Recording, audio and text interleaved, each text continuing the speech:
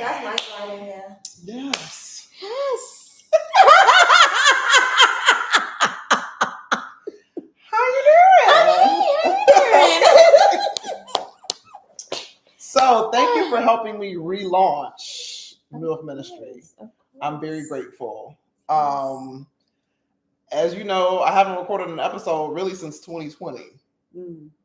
Okay. And all of my previous episodes, I didn't even have a guest. So thanks for being my first guest. Thank you for having me. Thank you for having me. Thank you. So please introduce yourself to the world. Before I even introduce myself, it's the relaunch, but we starting with you. Oh my gosh.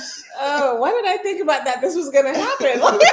My mind just went blank as soon as you said that. And this is for YouTube, so only introduce what you want the people them to know, because everybody don't need to know everything. Yes, there's still some stuff loading. Shawn, Evelyn, loading. My name is Shawn Evelyn. I am I've been here in Los Angeles for about maybe 12, 13 years. Came from Jacksonville, Florida. Duval, shout out to Duval. Okay. So I am just here. I am a person, just a creative. I'll just call myself a creative because it's just, I can't just say fashion, art, that sort of thing, movement, but just a creative because I can't just kind of narrow it down to one thing. And a lover of laughter. I love to laugh. And anything art and anything cultural, just across all boards. I love that. So, and I'm just glad to be here today with Ayo today. I'm excited and proud of you and just all of that. Listen, she's seen me do many different iterations of my existence in LA. Yes. So I'm Ayodele. If it's your first time here, I'm Ayodele. I am now calling myself the motivational MILF. Also the professional alchemist. Because I've spoke a lot of life into a lot of people in our circle. Yes, absolutely. And about 2 years ago, you guys surrounded me and was like, you speak all this life into us, speak that same life into yourself and get back out there. So today we're doing the most. Y'all are not going to see me looking like this at all. So please do not get used to this, okay? Yeah.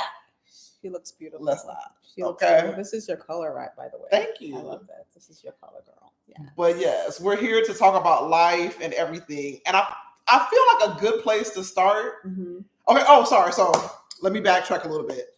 Ayodele, professional alchemist, motivational MILF. Yes. And we're here to explore the honey. Like when I first started this podcast, I was doing a lot of work with honey, just rediscovering my joy, my passion, pleasure, sensuality, and realizing how much mothers are not taught to center their pleasure. And you and I have so many conversations that should have been episodes. Right. Whether it's talking about the self-care bill. Come on now. Women, we pay all the bills. Right. Especially if you're a single mom. But you pay all these bills and we forget our self-care bill, which is like, did you go to the spa this month? Did you get a massage this month? Did you get your nails done this month? Did you get your hair done? I can't even think of the last time I got my hair done. I really can't. And I'm annoyed. That I'm always responsible. When y'all see the behind the scenes footage, y'all gonna see me in the Miss Seeley Plaits because it is what it is. There's no stylist on deck. So right.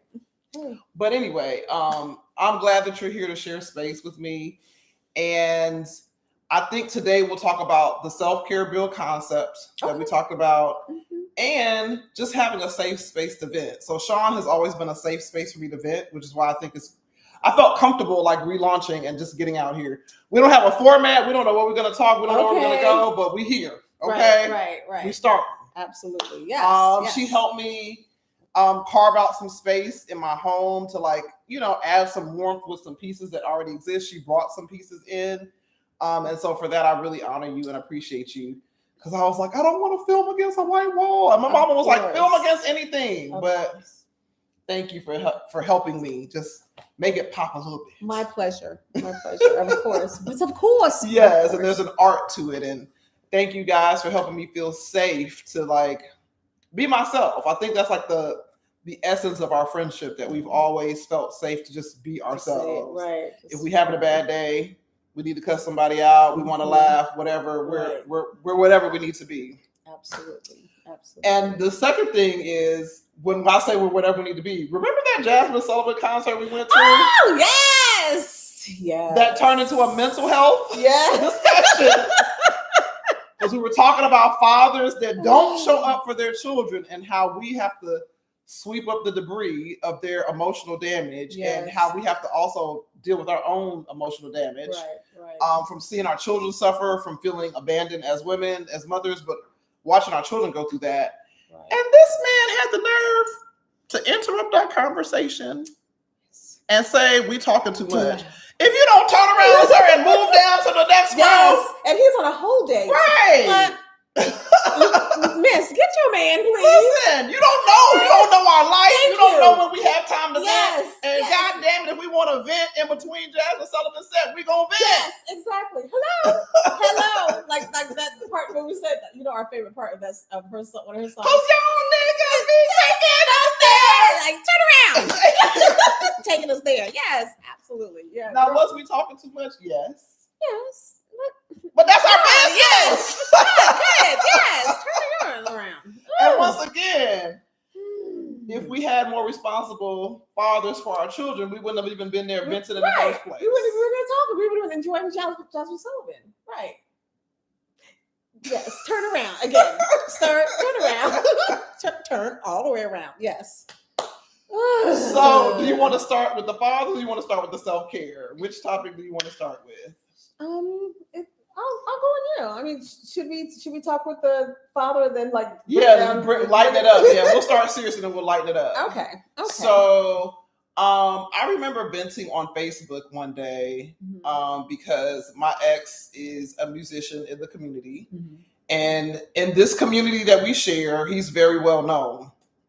And so I remember saying, like, I think that communities can do a better job of holding fathers that don't take care of their children responsible. And what I mean by that is, why are you still friends with this person? You know he doesn't take care of his kid. Why are you hiring this person? You know they don't take care of their kid. There's lots of talented artists out there. Right. And so another single mother hopped on the post and shut me down, and she was just like, girl, bye. If we want to hire a drummer, we'll hire a drummer. Like, we just need to hire drummers. Ain't nobody worried about you. And it's like, single mother to single mother? Wow. I would think you would understand what I'm saying. And I also didn't call your name. So I don't know why you're sounding, or acting like I was personally attacking you. But it just reminded me of the sense of community and how isolated we could feel trying to protect our children.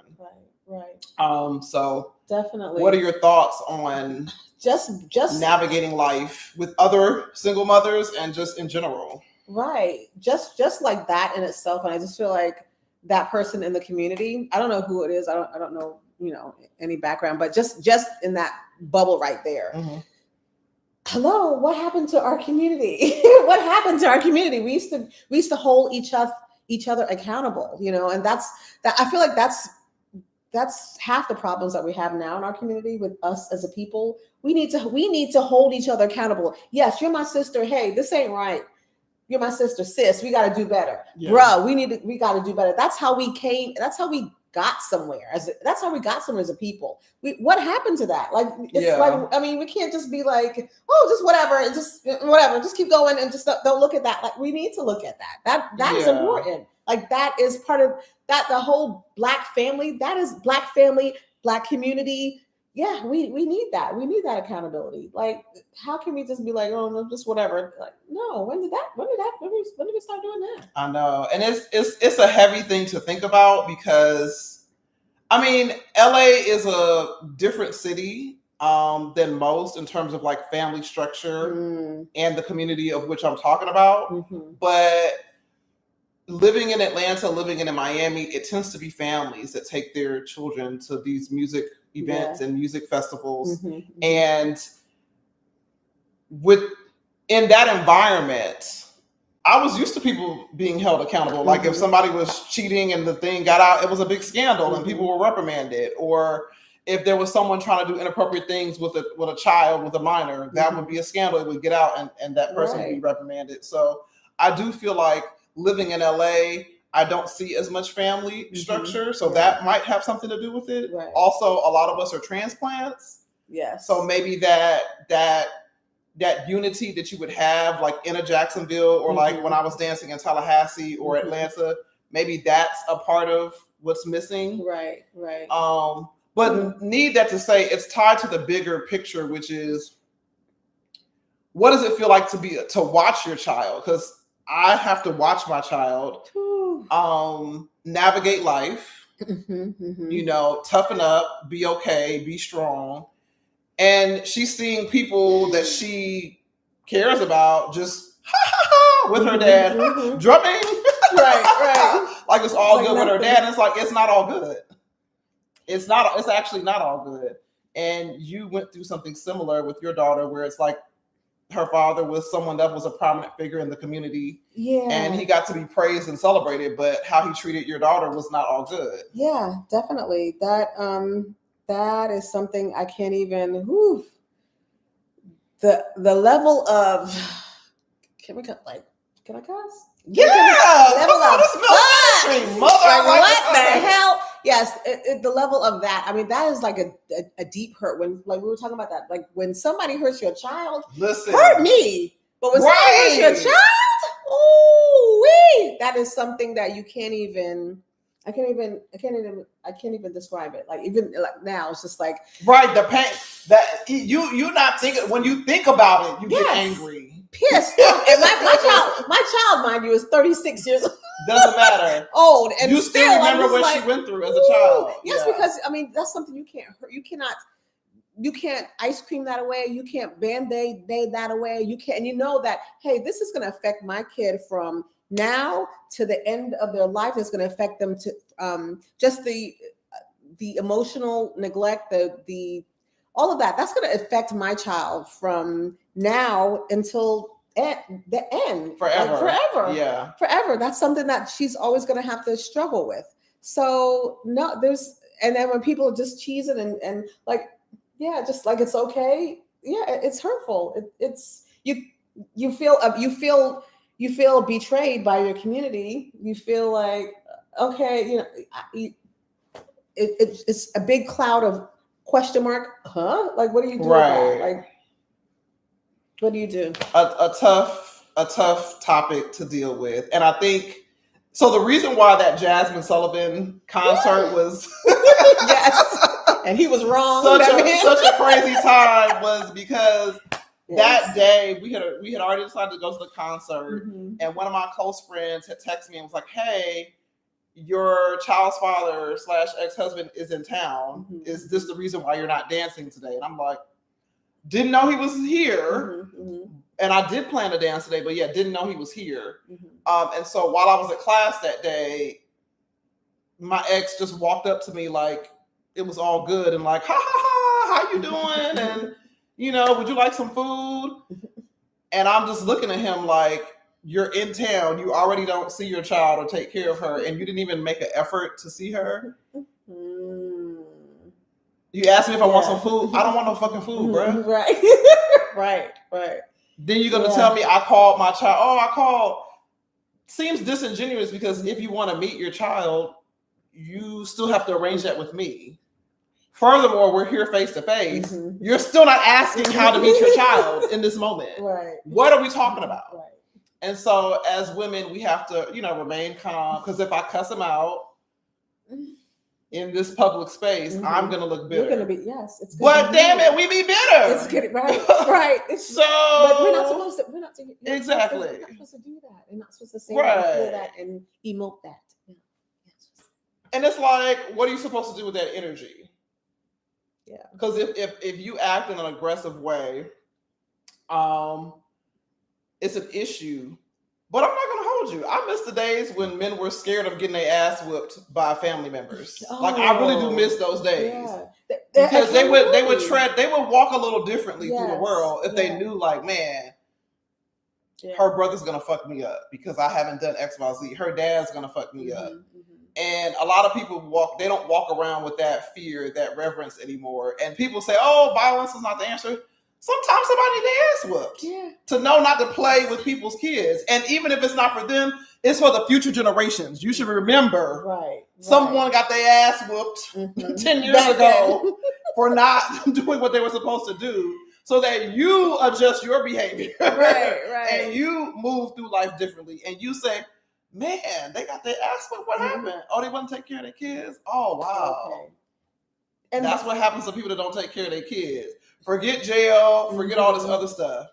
Right. Anyway, I don't want to get in trouble for inciting violence, but like, you get what I'm saying. Right. Like, No, I get what you're saying. We're talking about the same thing. It's a community and that accountability.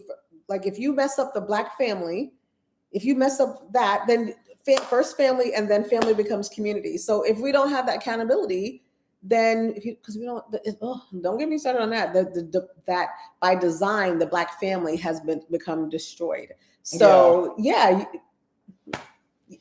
mean, just as a community, there's no accountability. So yeah, and I joke about ass whoopings, but I think in a serious way, the accountability can look like you're not welcome in our spaces. Right. You're not welcome to perform. You're not welcome to drum. You're not. Yes. We're not going to be friends with you. Right. Exactly. We're not friends with men that don't take care of their children. We don't employ men that don't take care of their children. Right.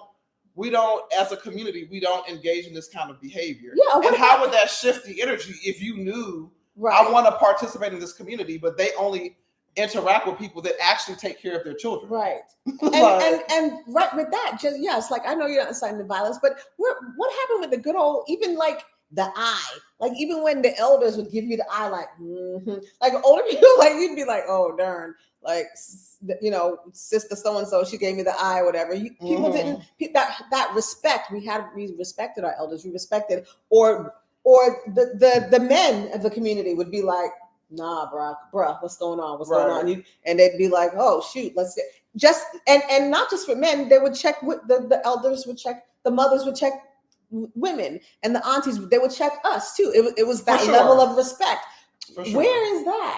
Where is that? Like, I guess people, especially, I feel like, especially here in LA, we don't have that so much. It's not like we don't have that respect, or the elders don't, we just don't have that hierarchy, or it doesn't feel as structured, I should say. I agree.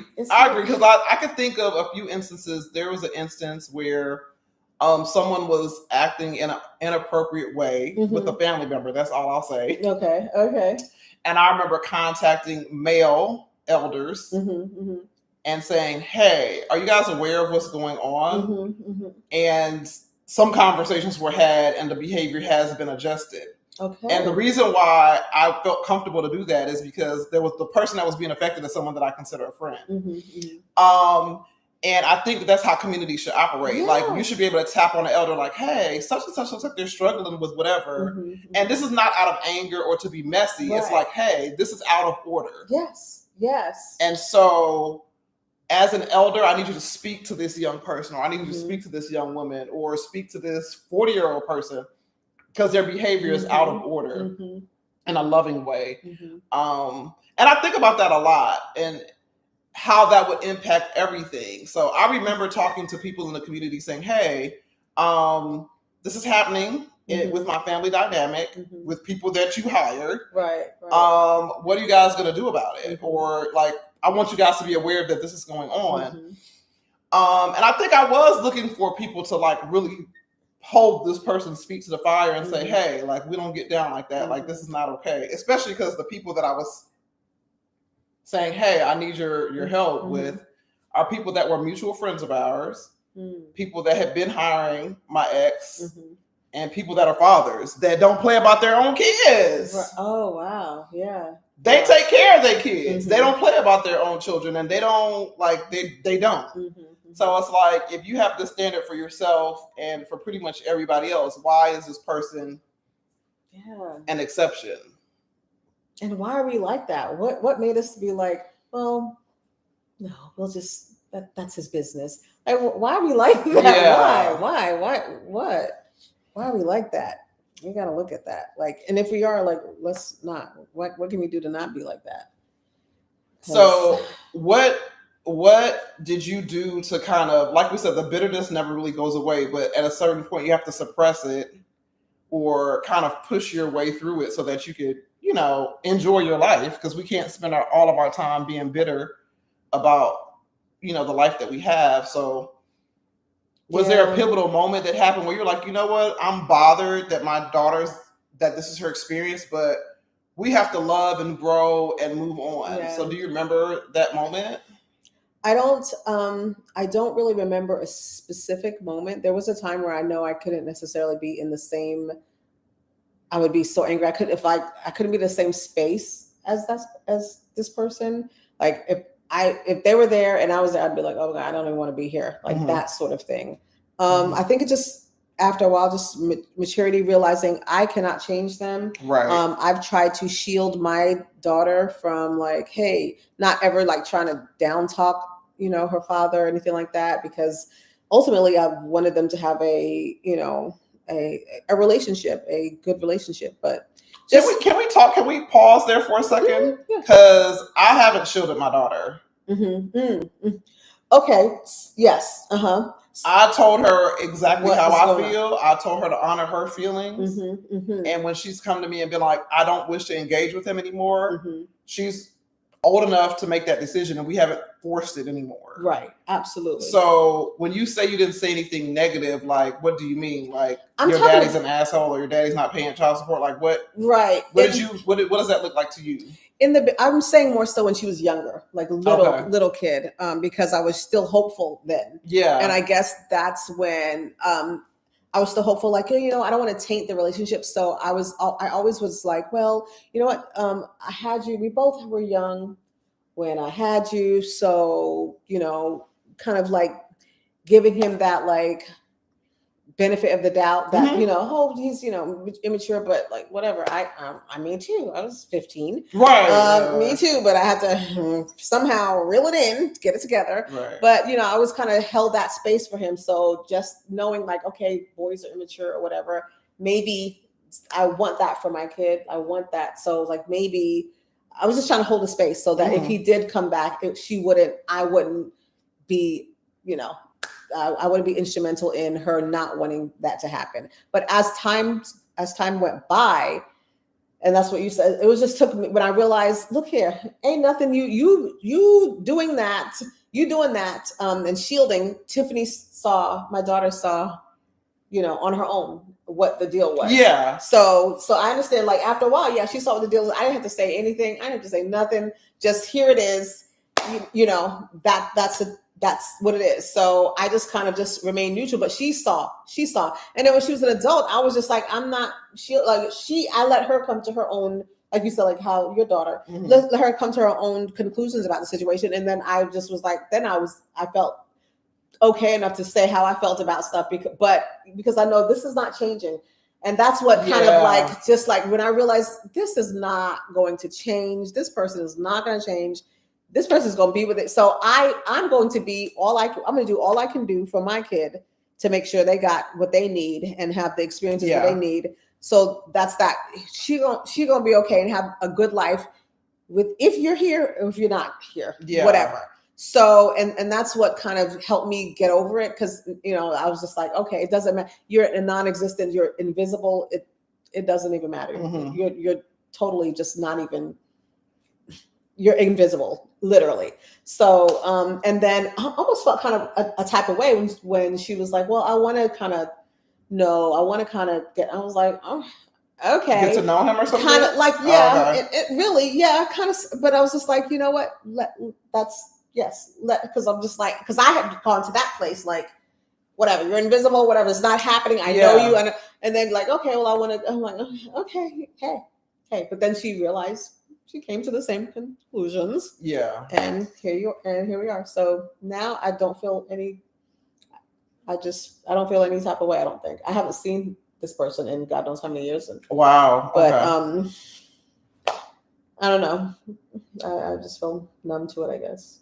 So for me, some pivotal moments for me is when my daughter was turning 10. I think that's when she like kind of came into her consciousness of like, I don't get to see him as much or interact with him as much. And she was really kind of like crying out, like, I want to see my father. I want to see my father. And I would always like, okay, hey, I have private conversation with him, and then calling him obviously, and like, hey, like, she's just kind of at a stage where she wants you. And so she needs to see you. And I remember, oh my gosh, I feel like it was like from October, November to like, he didn't come to like February. And for context, it didn't have to take that long. Like he could have hopped on a $5 megabus, like worst case scenario, to get down here to see her.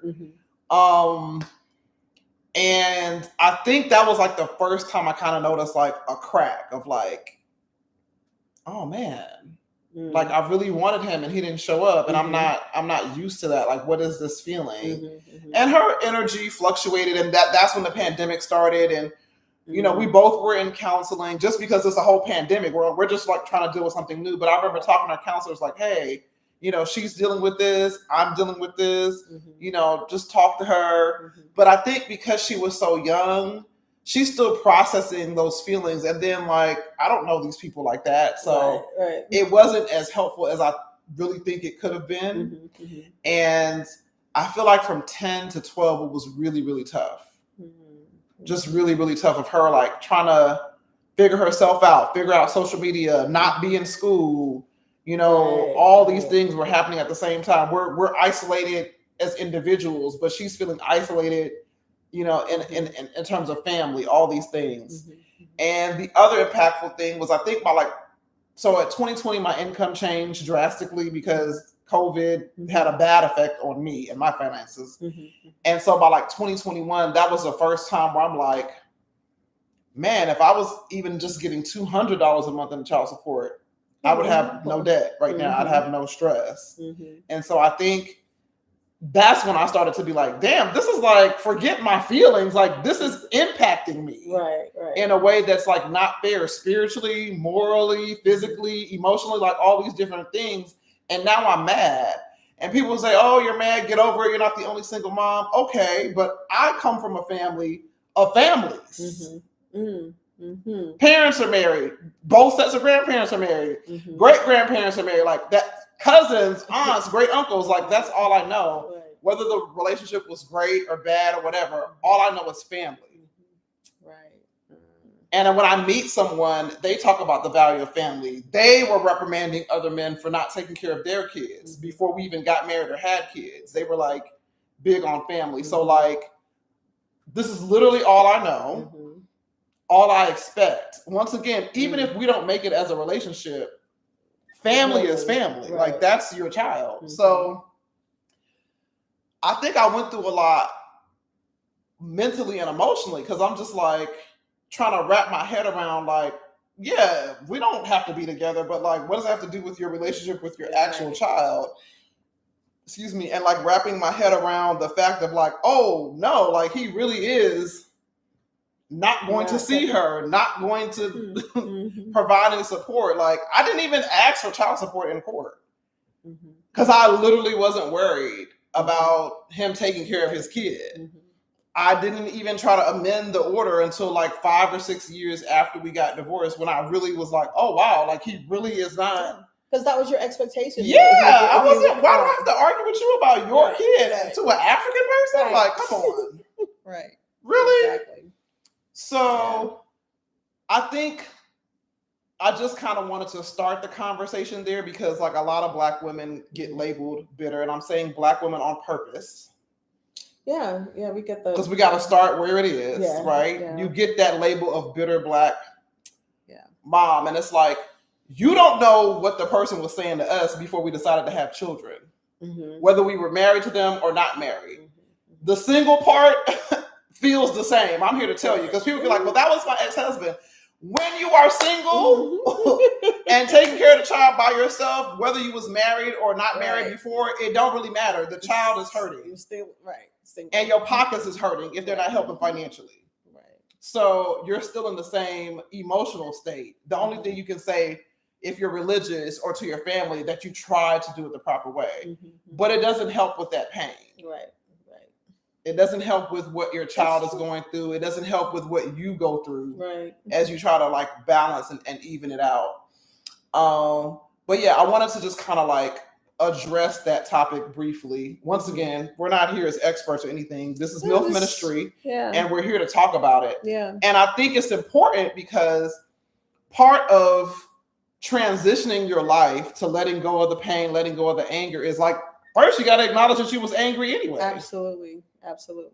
Yeah. And we got to find healthy ways to release it. So some of the things that I started to do, we talked about when I launched MILF Ministry, going to the spa, taking African dance class, really listening to music that made me feel good, dancing more, and just doing things that were just for me. They had nothing to do with motherhood. They just had to do with softening myself and loving on myself. And even now, like candles in the house or putting on some sweet shea butter, or even if I can't afford to get my nails done, painting them myself, or I can't afford to do my hair, putting them in some twists and like putting it in a crinkly fro, because I'm like, okay, you still gotta kind of navigate life as best as you can. So what are some things you started to do for your spirit when you were like, this ain't changing?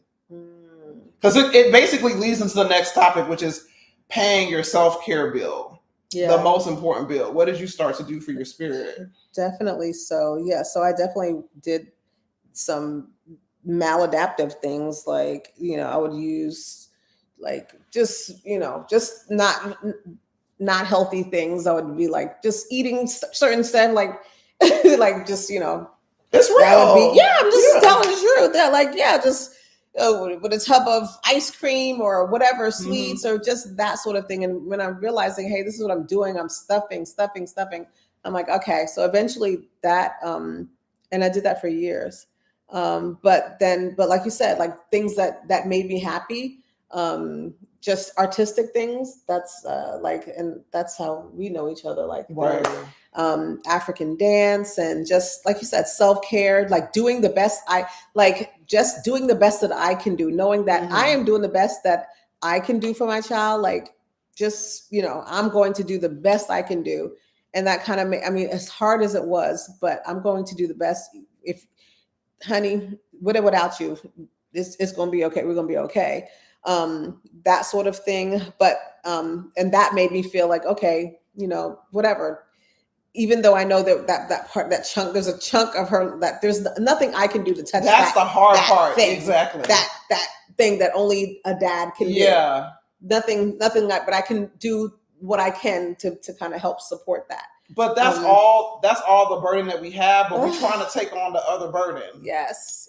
That's not ours. And we can't touch it. We cannot penetrate that circle, that emptiness that needs to be filled by that person. We can't do it. I'm touching out point, trying to penetrate from this. It can't. But things that I should do to try to take care of myself is like doing things like especially just kind of being grateful and gratitude. Just thinking of the things that I am grateful for, and being just gratitude, because then I was starting to have like a mantle of like negativity. And just being negative. I was like, oh my God, I don't recognize my own self, because it's just negative. So I was trying to put on a just kind of a mantle of like, I'm grateful for this. I'm grateful. It could be worse, but I'm grateful for this. I'm grateful for that. Just a spirit of gratitude and taking care of myself, and just doing things for myself. Now I had to, which takes practice. I was telling a friend of mine, would say, hey, you can get yourself, this. And I was like, I would not spend something on myself, just being a mom, and then being with all of the stuff I would not spend. If a shirt was $15, I would be like, no, hold on. No, I wouldn't do it. I wouldn't do it. I suffered with that too. My friends had to be like, no, you gotta do it. And I was just like, and my child was big grown. And I was just like, no. Not grown? Yes, I'm serious. She was my friend of mine. The two of them, they took me, they were like, no, you're going to, this was like in 2014. It was like, what are you doing? They're like, your child is already grown and already in college. And I was like, I don't know. It's just a whole mindset of not taking care of yourself and not just like giving yourself less, and not like saying, no, you deserve something for yourself. You deserve it. Just wasn't in that mindset. So trying to reprogram myself and change that mindset. Like, hell yes, I deserve something. I deserve a treat or two. Yeah, I deserve that. So that was big. That was a big thing that I didn't. That was that was a big thing. Yeah. The other thing I'm trying to do is like not protect my daughter from emotion. So I don't necessarily like break down and bawl crying in front of her, but like if I'm not in a good mood, I'm not in a good mood. I need you to do your homework and eat and like have a seat because I'm irritated, period. Just so that she has a framework of like how to deal with me that day. Yeah. And I encourage her to do the same with me. Like there are days where she's a little snippy and I'm like, you okay? Yeah. I want to go straight to Black Mama. Right. Who was you talking to? Right. And then I try to bring it back to healthy Black Mama, which is, you're not acting like yourself. Are you okay? And then she can kind of break down of like, I don't want to talk about it. And I'm like, well, I need a framework. Because I'm going to tell you to do the dishes, this and that. But if you had a bad day at school, maybe I can give you an extra hour to decompress. You still got to do the dishes, but I can treat you a little gentle, with more gentle energy. Absolutely. Because you're still a human having an experience, teenager or not. Yes. So just trying to like navigate her a little bit differently and like identify, I'm feeling frustrated. I had a bad day. I'm upset, whatever. And I do that with y'all as well. Like when you pulled up, I was like, hey girl. Yes. We're here. I need to eat. I'm annoyed with my whole life. Yes. Where do I begin and end? Right. Yeah. I'm glad you said that too. Like, that's a good point too, that you said you do with your daughter. Like, and sometimes parents, we don't really think about that. Like kids, they have emotions too. Like, things are going on in their life too. Just think about when you was a teenager and stuff was going on. People like screenshotting each other in the group chat. Exactly. You had a crush on somebody yesterday and you see them with somebody tomorrow. Come on now. And you gotta come home and your parents don't know nothing about that or whatever. And they just said, we have to really think about that. I remember with my daughter, like, and it wasn't popular back then because it's like not so much, but I was like, listen, you can say whatever you want to say. Cause I knew listen, I used to talk to her frankly. I was like, listen, I had you young and I'm so sorry, but I don't know this. I don't know stuff. I'm figuring it out as I'll go along. Okay. And I would just tell her, you're at risk for certain things because you don't have a dad. So you are at risk for, you emotionally getting hurt, about certain things and feeling vulnerable. You're just vulnerable to certain things. Yeah. And her little son, okay, yeah. So I was like, listen, but you can. So your feelings. I wanted her to create that safe space for her. Like, hey, listen, if you are here, get this Mickey Mouse journal, get this, write all this stuff down, and you can say whatever you want to say. You can say whatever you want to say. Your anger, you can say, but honey, say. First of all, figure out how to say it respectfully. Whatever you want to say, your feelings. I don't care. Say it, but figure out a way to say it respectfully. Yeah, get it out. Get it out or whatever. Don't hold that there or whatever because this, a lot of stuff going on. But that, or write it down. If you can't write it, if you can't talk to me, write it, text me, write it in a thing. A lot of that Tell me a note, that sort of thing. So I'm glad you brought that up because that's important too.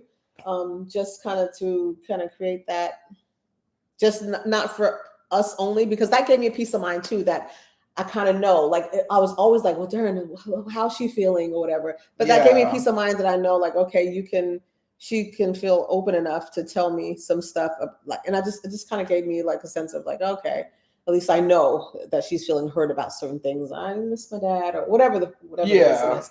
So I'm glad you brought that up because that's important. It's tough to navigate. It really is. Yeah. But I think another thing is like not appearing perfect, because that's another way I pay my self-care bill, which is if I don't feel like cooking, there are chicken nuggets and noodles in the cupboard. Yes. And I need you to go have a seat after you eat that. Because I'm not cooking. Right. Yes. Or she has her own car from her grandparents. She can order stuff on Uber Eats. Because she has to ask me before she uses my car. Don't be Uber Eating on my stuff. Right. No ma'am. No ma'am. Right. So she can do that. Right. But just like, because I think when they're younger, you just like their father's already disappointing them. So like, I just didn't want to disappoint her at all. I'm sure you can relate to that. Yeah, definitely. But then that leads to you overdoing, overextending, always trying to say yes. And it's like, no, I'm not doing that at this time. Or, oh, I thought that you were going to be finished at 3. I have something else to do. I'm going out with my friends to brunch. Or like today, she wants to go to the parade. I'm like, I'm recording today. If you can figure out how to get there and get back, fine. But I'm recording today. And like being like not feeling guilty. Being okay with that. Yeah, being okay. Like you figure it out or you're gonna be upstairs while I record. Either way, I'm not a bad person because I didn't drop everything to go, make sure she got to hang out with her friends. But I wanted to hang out with her friends, obviously, especially being the only child.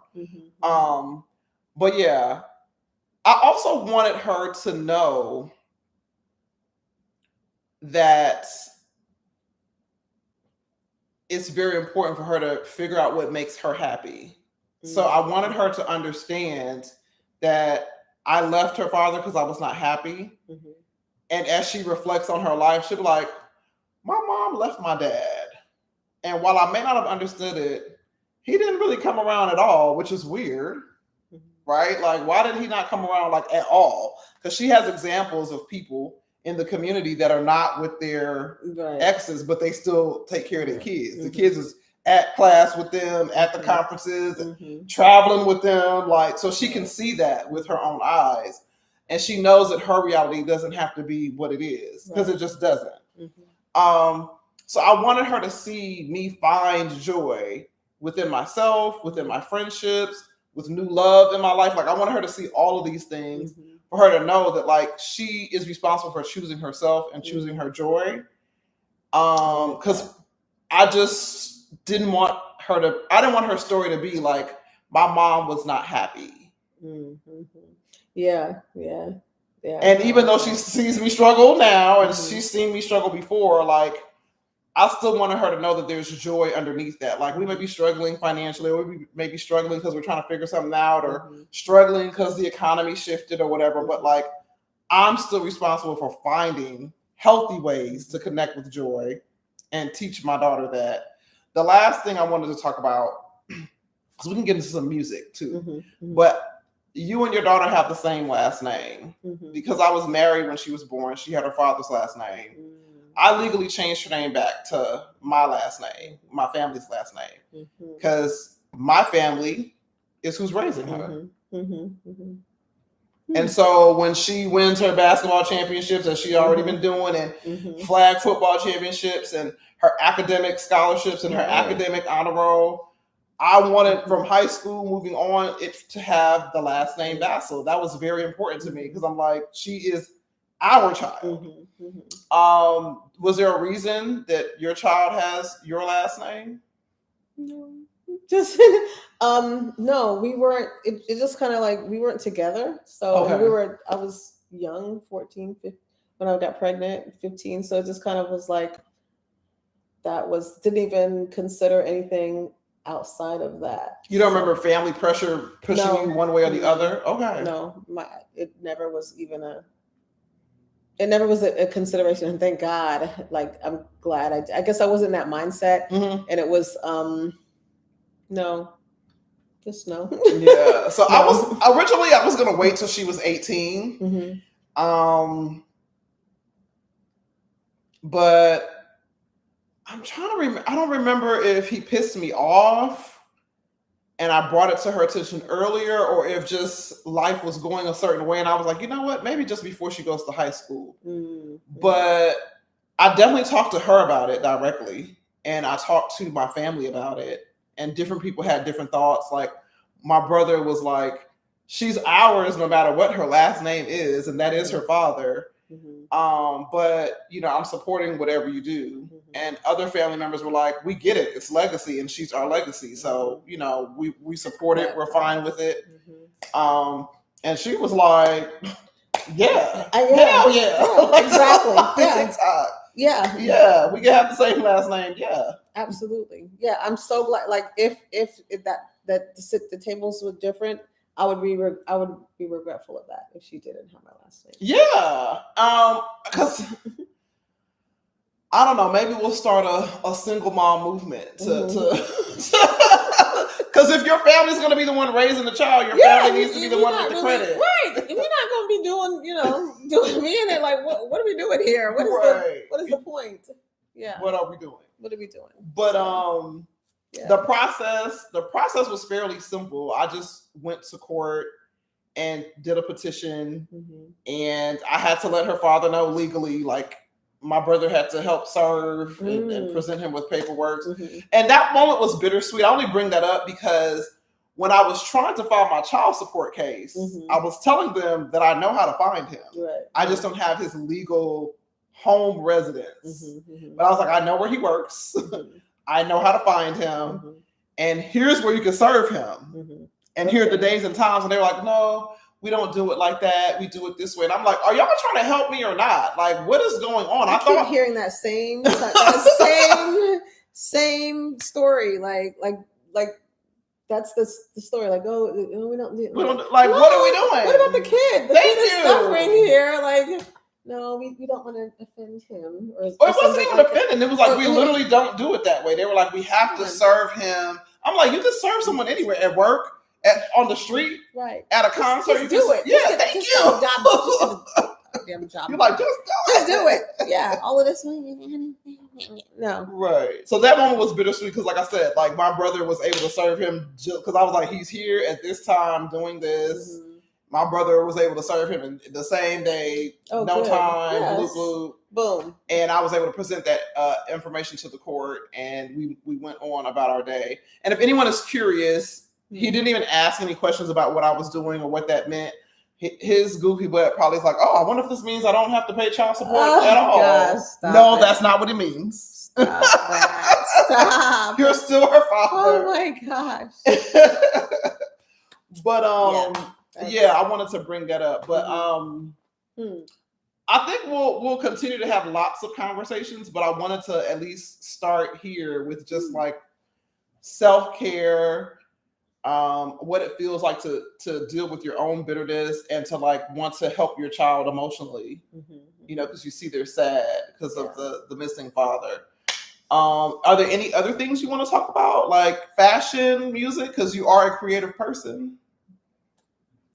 I'm just gonna I'm just I don't feel I hope this is not the last time I'll No, we'll revisit. Okay. We'll have this is the first of multiple conversations. So when I'm more prepared for that, then I will talk more about that. So I'm excited to talk about that. So when I'm more prepared to talk more about fashion. Okay. I'm not gonna say anything else. Yes. But just know that Shawn is literally as creative as she says she is, from like designing the sets to styling, picking out outfits or whatever. She's very creative. So I just want to make sure that put that out there. I appreciate that. I'm, just from now, there's a lot of irons in the fire. I had to kind of, since, like you said, pivot since 2020, since COVID. So I'm just now I've been pivoting, feeling like that since 2020. So just now, like saying, okay, now what? Like just trying to figure out, just trying to get things in order together. Now I'm focusing more on mental health. So I'm trying to incorporate creativity, art, even perhaps fashion into mental health, somehow merge that together, because those are my two passions now. So stay tuned, because that will, something about feeling good, looking good, feeling good, that sort of thing. So that's what I'm trying to work on. That's what I'm working on now. So I will be more equipped to talk about that later. Awesome. Well, I'm a firm believer that everything is a ministry, whether it's decorating your house or having certain scents or hairstylists. All of these things are ministries that when you live in America, you're told is not a ministry, but it really, really is. Like someone could look at your face and cut your hair a certain way and totally change how you look. Dye your hair a certain color, totally change the essence. Tell you to put this here, button up here, do this here, totally change your essence. So much better. Like it just would. yeah. I want to change my hair up and come with short hair one day and long hair the next day. One texture, this one the next, glasses one day, and all of that definitely does change your whole. It changes your whole, like the way you carry yourself, your whole perspective.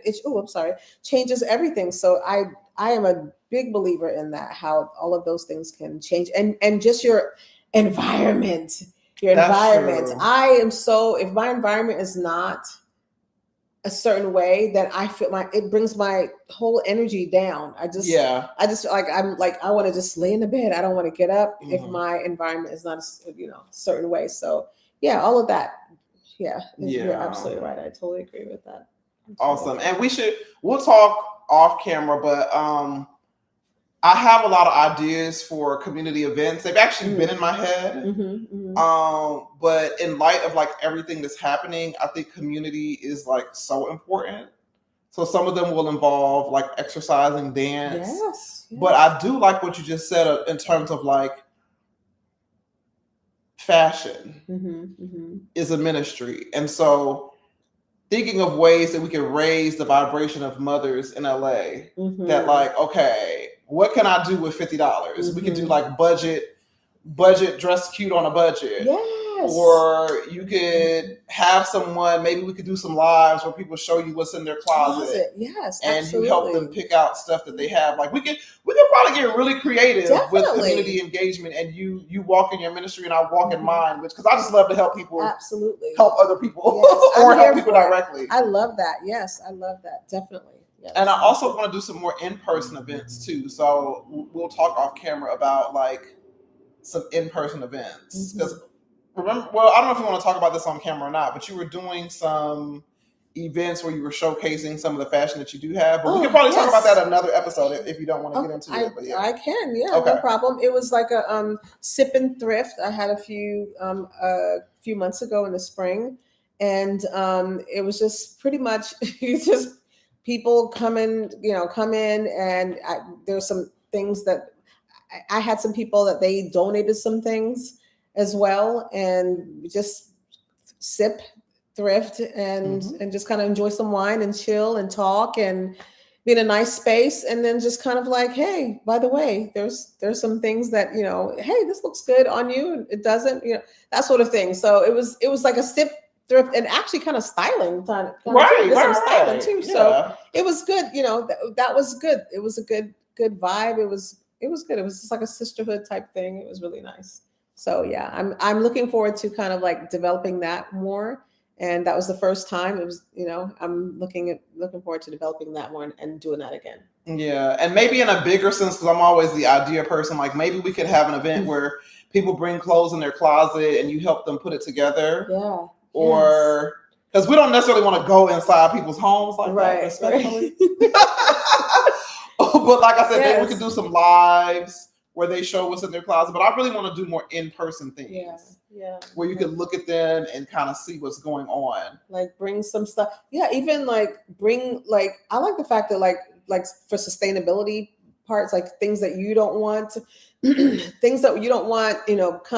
bring it together and let's kind of style and piece together. I love doing that, like that's thrifting and stuff like that. Style, hey, let's do a styling session and even a little fashion show. Right. Style it and model it and stuff like that. Oh, yes. Okay. And that sort of thing. And, come, because even like people, I love that. Like people, I even love like people have a fresh new look on your closet and style it in a different way. I love when people do that. I like when people do that with me. Like, hey, you want to put like I wouldn't put that together, but I see that. Just even with the things that you have, you'd be so surprised of how much you already have already. You don't have to you really did that do with much. me briefly. Yeah, absolutely. Later a few pieces and stuff like that. And just putting this a certain way and be like, oh, okay, just a breath, a new breath gives new breath to your outfits and stuff like that. I love that kind of stuff. Definitely. So, yeah. All right. So do you want to share your social media with folks or no? Because it's really not it's not that social.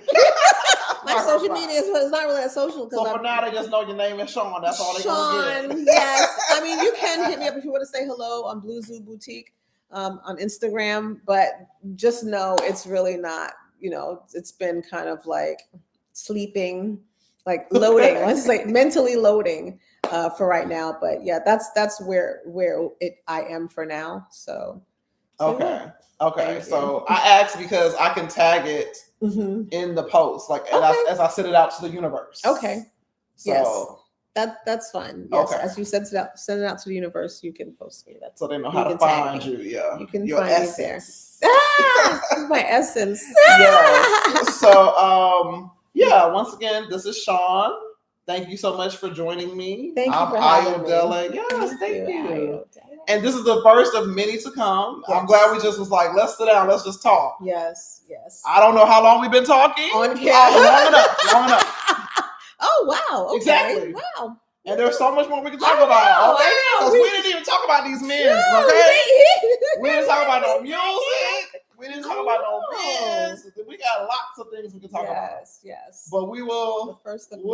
We'll come back again. Okay. I'm here for it. You in the background talking about keep going. No, I gotta interview you. And I gotta interview Tiffany. Yeah. But yeah. Yes. Thank you for joining me and bringing your energy. This is a lot for me. Respectfully. I am so in awe. I'm proud of you and everything that you're doing. Thank you so much. This is so needed. I'm so glad that you've done it. This is like you. Anyway, This is you. So I'm glad. We don't talk. We don't just record. Yes, exactly. Y'all got no idea how much I talk. Exactly. So I'm glad that you're putting yourself out there and just kind of like sharing this with the world. Not just it's a gift. So it's a gift now to the world. I'm so glad that you're doing it. Thank you. Yes. And we're signing off.